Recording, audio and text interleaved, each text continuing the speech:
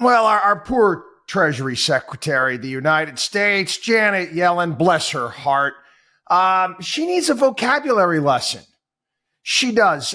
She doesn't know what the word afford means.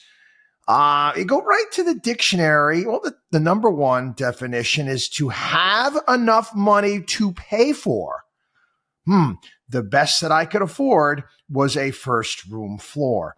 Well, Janet Yellen was out and about there doing interviews this past weekend and said the United States can certainly afford military support to both Israel and Ukraine.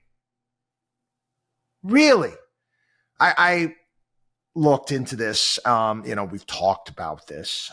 We are $33 trillion in debt.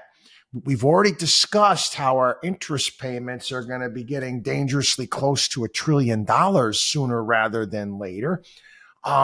We have unfunded liabilities that they don't even put on the books when it comes to Medicare and Social Security. That's going to be cut 10 years down the road. We're running about $1.7 trillion deficit for this year alone.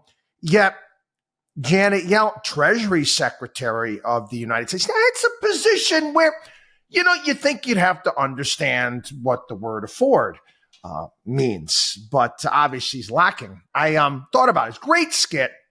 I'll probably play it this weekend on the radio show.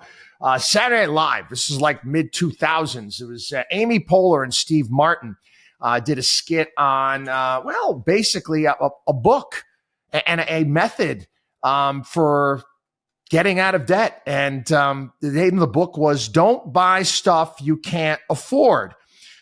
First page, if you don't have any money, you should not buy anything. Makes sense. I mean, nice if our Treasury Secretary could understand that. WatchDog on WallStreet.com.